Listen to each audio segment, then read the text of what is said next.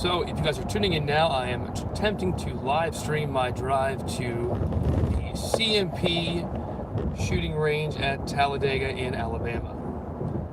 So, oh, just hit Georgia. Woo! We're in Georgia now. Just crossing the South Carolina-Georgia line. So, we are now in Georgia as of apparently 10 seconds ago. And headed to a POMA event over in Talladega, Alabama. Hell yeah, brother, Talladega. So I've actually never driven to Alabama before. I think I may have driven through it on a road trip or some such, but I've never actually been there before. And so I'm driving the rental Tahoe right now with the phone balanced on the odometer display, I guess. So if you see me all of a sudden kind of reach over here and take one of these real quick, it means I've probably killed myself, since I'm going like 65, 70 on the highway. Probably not a good call to cut the wheel 45 degrees. But I've never been to the CMP ranges before, and I'm like very excited to. I would love to actually get a chance to shoot the like an M1 Garand or an 03A3 or some such at the huge shooting centers they have out there with those manicured lawns and like 600-yard ranges.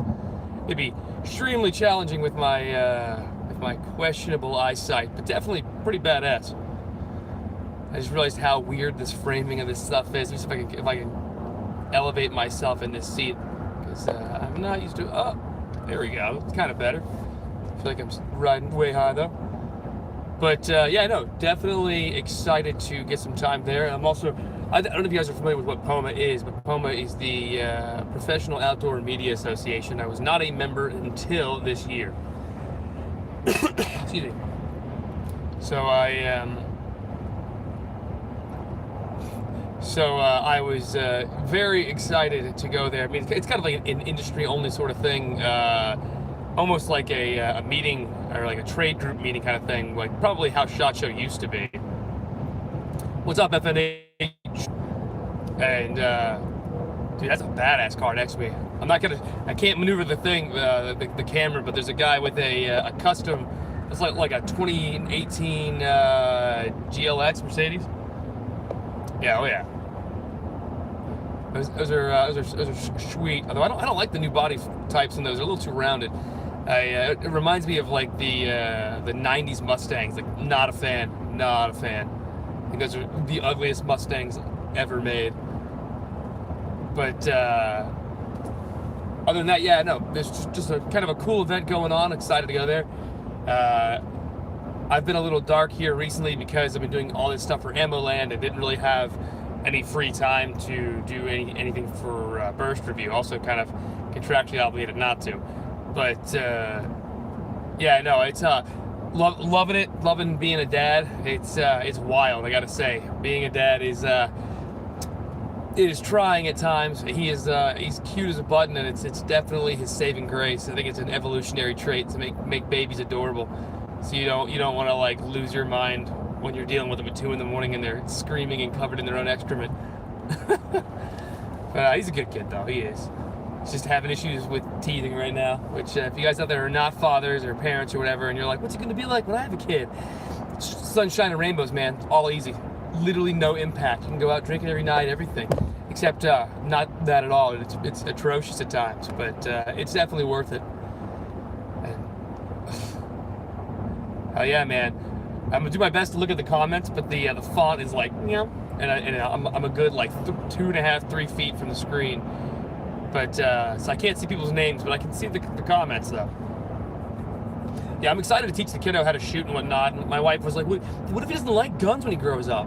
And I was like, yeah, I mean, he might not, but just the same, I'm still gonna, you know, leave him a bunch of different guns when he does hit the right age. Because I would really like for him to inherit some nice stuff. I mean, I just recently purchased a Luger from Mauser and what the hell is it called? A Mauser C96 broom handle and 793 Mauser, which surprisingly decently available and not terribly expensive during the panic buying, which was very, very surprising.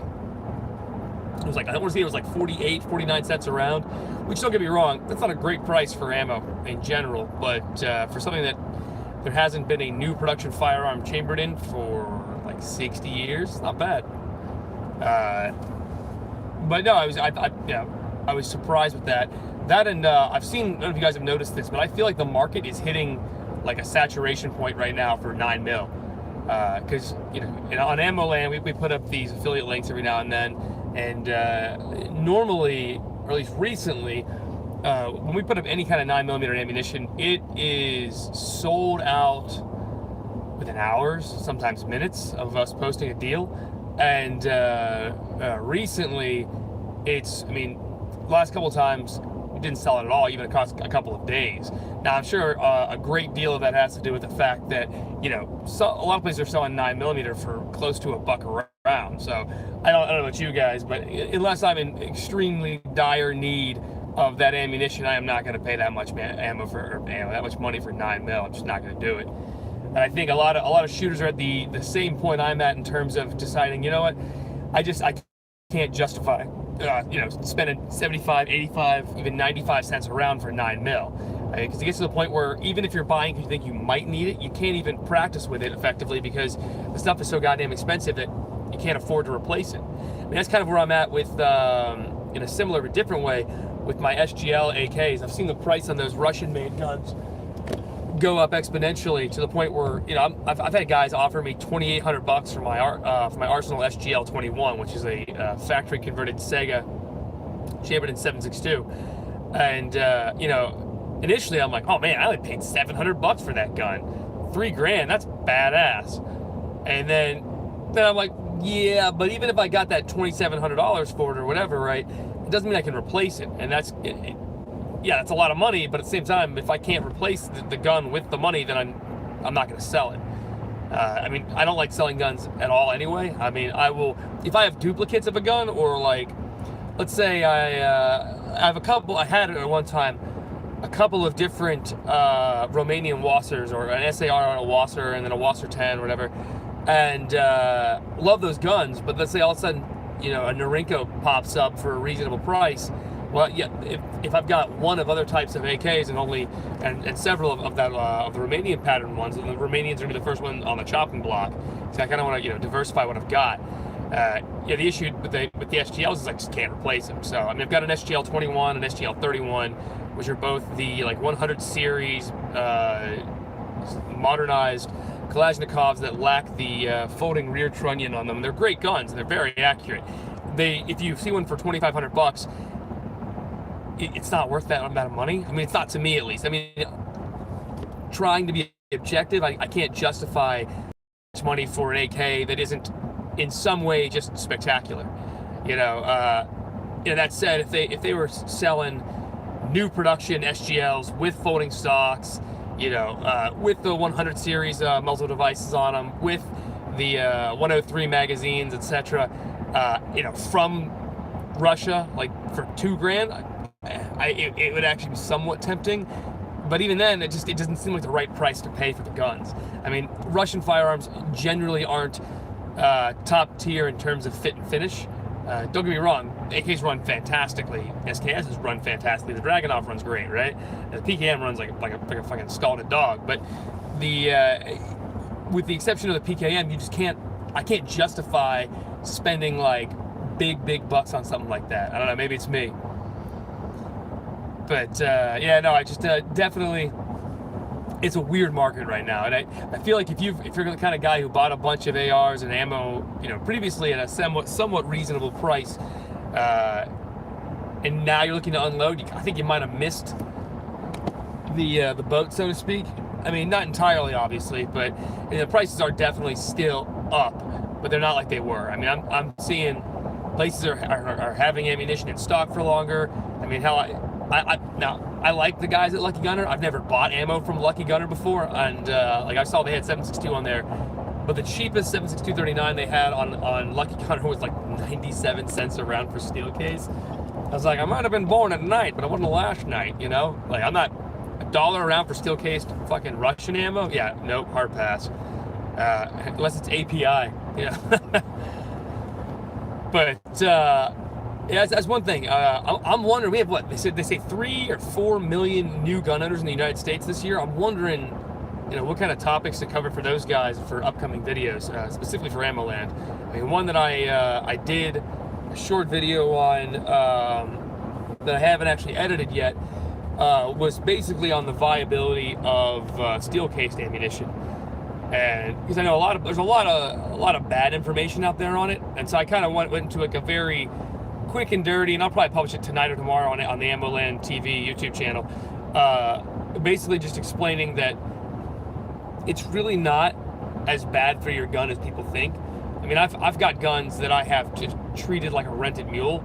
Ran steel cased, suppressed almost primarily or exclusively rather. To the point where you can hear the carbon buildup in the action when you're charging. It's like the gun's not loving it, and the guns still run fine. I mean, some of them might be hung up a little bit in terms of cyclic rate or whatnot. And I am actually making YouTube videos for ammoland.com. So if you go to AmmoLand TV, or I guess it's youtube.com/AmmoLand TV. That's AMMOLAND TV. Then yeah, you can check those out because I'm one of the managing editors there. So that's it's my full-time job, and it was an absolute blessing that I got it when I did. With the kiddo coming along, and then my wife's work doing the super ungentlemanly thing of letting her go the day she got back from maternity leave. Stay classy. If things hadn't worked out the way they had, I don't know where I'd be right now. It'd be potentially up shit creek without a paddle. So yeah, it's a serendipity. It just everything happened to line up perfectly. And wow, these roads suck. Although I think even Georgia's roads can't hold a candle to South Carolina. Like, God, South Carolina highways are awful. I don't know. Like, I think it's just a lack of funding for maintaining the infrastructure. Whatever it is, they do not have enough money to keep that stuff in working condition.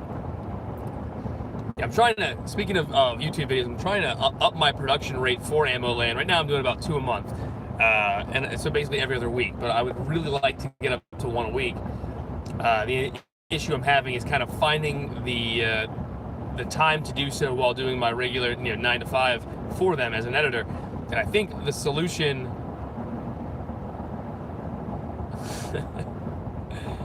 oh yeah, no, you're right. They're brutal, dude. The highways are definitely rough. Hey, what's up, Jack? Guten Tag. What time is it now? I don't even know.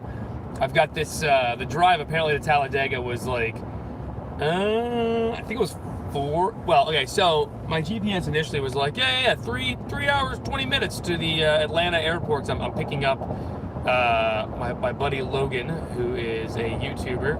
I should plug him on here, but I am completely drawing a blank at the name of his channel. Yeah, it was like, oh yeah, it's like 3.5, whatever, hours to get to eat.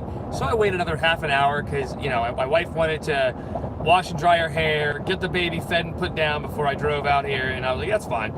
And I checked again, and I guess traffic or accidents or some combination of both.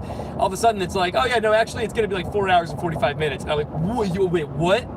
How the fuck? Like, dude, that's the shit that kills me is when you hit those super fucking long traffic jams, and you get to the end of it, and it turns out that the only reason that anybody was like stopped, slowed down, or whatever the hell, and is that there's like legitimately one guy slowed down to look at something, and everyone's like, oh shit, what's that guy look at? I wanna slow down and I wanna go 4 miles an hour and look. And just like, it's a cascading effect. You're like, oh my God, I need the ability to throw those people from their vehicles. I don't want to harm them, I just want to scare the shit out of them once. Maybe have like Jesus pop up and just, yeah. But then he'll turn the other cheek and say, it's okay, my son. But next time, motherfucker. No, it's just, dude, rubbernecking is the worst. I mean, the only time I'll ever stop or slow down to look at like something on the side of the road is if someone's in like a 4-car accident and it's burst into flames, I gotta look. But aside from that, It's like, oh look, there's a deer. I'm like, are you kidding me? Like, who cares? It's just sitting there. Who cares? Just keep driving, for God's sake. But yeah, no, this I don't know if it's the way they repair these roads or whatever. They're very clearly in like segmented compartments. Have I hit any animals yet? Just running over a ran over squirrel that was already like ground into a pace count.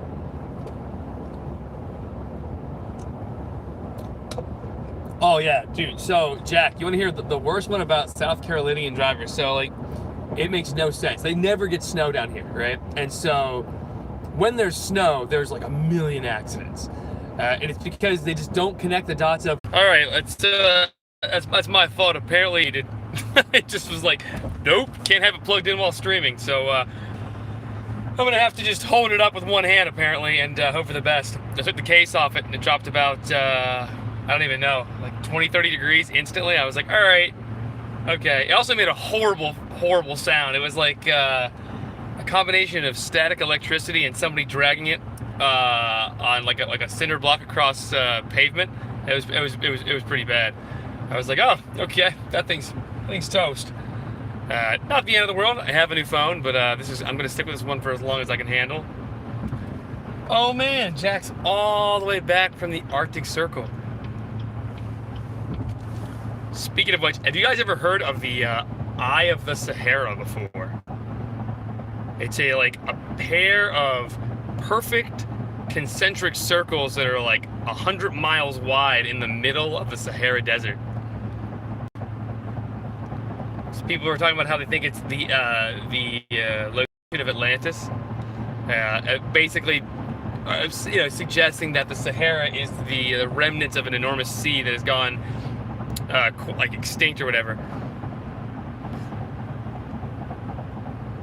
Personally, I'm a bigger proponent of its lizard people underground that are housing Mecha Hitler and the remnants of the Third Reich in their lizard people coalition to overthrow the surface America with the underground America. Dude, I'm down. I'm down. Like, I'm so done with what we're currently stuck with politically. I'm like, you know what? If it's aliens, that's all right. It could be worse.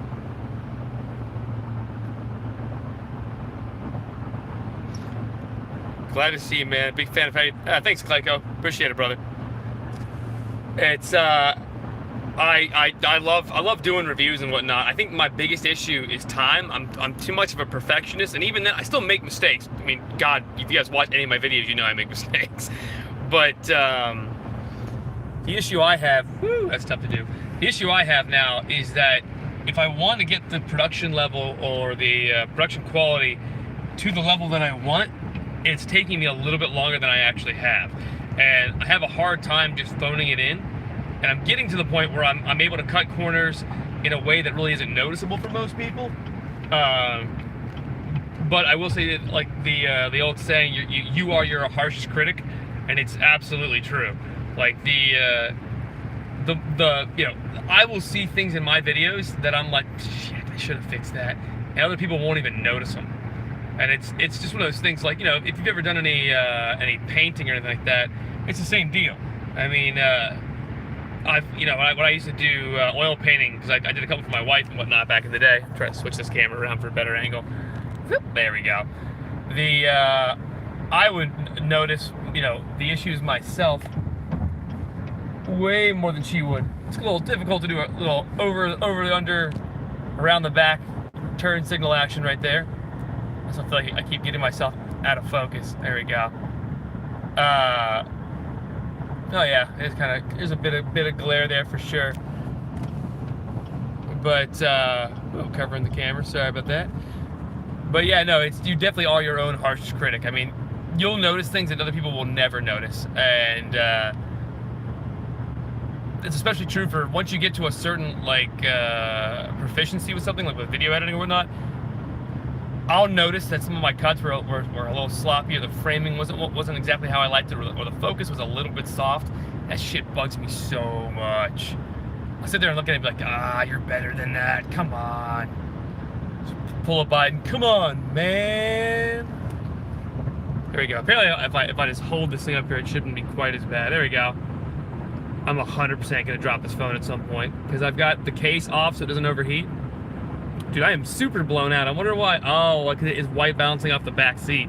There we go. I tap myself, and it fixes it for like an instant, and then it goes back to like crazy white balance. Dude, I'm a literal glow in the dark. See if I can. There we go. Oh my god, it's super disorienting. Better, worse. I'm gonna try to balance this guy on the dashboard again. Let's see what happens. Hopefully it doesn't just completely overheat. I like how last time when I was like, ooh. Oh, there's that sound. Yeah, dude, there's something about like that area on the dashboard that just like, whoa, look at the camera going nuts. Yeah, dude, there's something. I don't know if you guys can see that. It looked like I was getting like old school transmission interference from like 1950s radio waves or whatever. But there's something in this vehicle for sure that is causing interference with the phone when it gets too close to a certain part. Could you guys hear that noise too? The static? It was super weird. But I totally lost my train of thought. Oh yeah, about the video editing and whatnot. But yeah, what I'm kind of trying to transition to with future reviews and whatnot is to try to basically do a couple of off-the-cuff stuff, kind of like that video I did a while ago on like the best AK mags, or like the one. Drop the phone and almost crashed. Now, if I drop this phone, I'm just gonna say fuck it and just keep driving. Definitely 100% not worth it. But yeah, dude, do more off-the-cuff stuff, or like the only concealed carry rule video, which I like how that video is just me just talking about the time I had to draw on somebody, and I was like, yeah, you know, it's an interesting title. I'm gonna do that title. And I forget that I made that video, and I'll look at the comment section, and it's like, you have 700 comments, and I'm like, oh shit. Which, by the way, if you guys comment on videos and I don't reply to them, there's a lot, but that's not even the reason why I'm not responding to them. It's more so that I can only be shown so many notifications at once, and I just don't see like 3/4 of them. Wow, it has me turbo white. Ugh, re-white balance. Nope, still turbo white. Is it because it's finding the average? There we go. If I go in the middle, I'm fine. Anyway, yeah, but like it's not that I'm not trying to pay attention. I think I'm out of focus too, but whatever. It's more so that I just don't see the stuff. But very good. I must look crazy to people. I've got like one arm up, like leaning against the window with the phone just hovering. Yeah, I'll wait and pass this guy in a second. But yeah, this drive's, I mean, it's pretty much a straight shot. I've got what's it called? On my current road, I think I'm on I-285. I've got another like 115 miles left, so I'm just going straight. I was like, you know, I should live stream. I haven't done that for a long time. And if it wasn't a rental car, I would love to just light up a cigar. And truth be told, I think it would be kind of fun just to be a dick for like a rental car, just to smoke like 9 cigars in it and just return it and vehemently deny that you did it. Nah, you can't even, what are you talking about? Guy opens the car and it just smells like an old man died in the trunk. He'd be like, sir, okay, clearly you either kidnapped 100 homeless people and locked them in here for a week, or you smoked a ton of cigars. And then you'd say, well, sir, why not both? But yeah, dude, speaking of which, my wife hates the smell of cigars. Oh my god, does she hate the smell of cigars. Like whenever I have one, I go to pretty absurd lengths to prevent myself from smelling too atrocious. Like, brush my teeth immediately afterwards, keep hydrated the whole time, clean my beard immediately afterwards, wear a dedicated smoking jacket, wear a dedicated smoking hat, you know, strip all that crap off when I'm done. And I get like 2 steps in the house and she's like, "Are you smoking?" I'm like, "No." She's like, "You're full of shit." I'm like, "Maybe." But it's so weird. That white balance is absurd. But yeah, no, it's, I mean, I get it. If you don't like the smell, I get it. It's I mean, I hate the way, like, Cigarettes don't bother me. The smell of a cigarette, the smell of like cigarettes on somebody is disgusting. I don't know what the difference is, but there is absolutely a difference. So, how have you guys been dealing with the pandemic and the prices of ammunition being absolutely crazy? That's right, guys. I'm pretty much bald now. That the last haircut, they just completely took off like everything on top almost. It's actually not as bad as you think, but the white balance makes it look like for the ammo stuff. I've been fortunate that there's a what's it called, a budget at Ammo Land for ammo, but also, I mean, the last time there was a huge ammo scare with Obama and everything else, I stocked the hell up on stuff, and so I've got a good amount of like Russian ammo. The stuff that I was really hurting for was just 223, because for the longest time, I don't really buy 223. It's just too damn expensive. And you know, for my purposes, for I would rather shoot my AKs than an AR almost 99% of the time. And you know, I was smart enough that right before the ban of the 7.6 545, I bought a ton. So I'm sitting on like, I want to say like 5,000, 6,000 rounds of 545 in sealed tins, and then another like 1,800 to 2,000 in like open stuff, which is like a mix of like, some of it's, you know, Wolf, Tula, Brown Bear, so whatever the hell, like commercial ammo. And that stuff's okay. I mean, the 7.6 stuff is kind of like it's go time ammo, so I don't really want to burn it up unless I have to. Still pretty solid ammo though. I think I missed the boat on that 545 Galil, unfortunately, but it is what it is. Oh yeah, so recent acquisitions. I should have posted a picture of this, and I probably will here in a little bit, once I'm like at a rest area, because I don't want to try to mess with the phone while driving, or I'll straight up wrap this car around a tree. Was a SLR 107 UR, I believe. So the 7.62 39 Crink-ish with the 16-inch barrel, unfortunately. I just bought one of those from Atlantic. I paid way too much money for it, but I didn't quite pay sticker. And very much digging it so far. I'm gonna get that thing SBR'd. I'm thinking I'm gonna cut the barrel like inch and a half, 2 inches beyond the 100 series what's it called, front sight mounting, the 24 by 1.5 whatever thread pitch, and that way, and thread it to 5/8 by 24, so that I can put a suppressor on it if I want, and then you know, when I don't want to run a can on it, when I go with a more traditional look, put a 100 series either booster or like a brake on there. Very excited to see how that turns out. Very cool.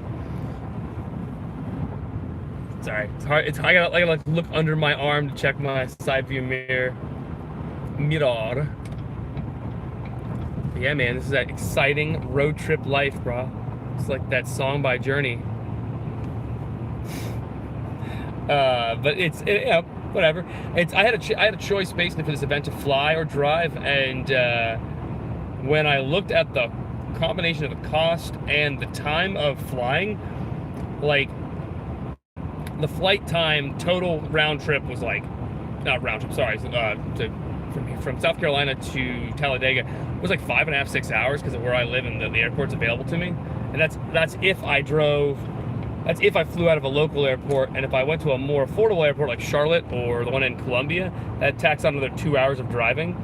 So I was like, nah, and it was 5.5 to drive this thing. So I was like, whatever, I'll just drive it. It'll be cheaper, and because it's contiguous states and I have a concealed carry license, I can carry in Alabama and Georgia. So why not? And it made more sense. Plus, I don't have to wear a mask because that stuff's gay. I mean, not there's anything wrong with being gay, but those masks are terrible.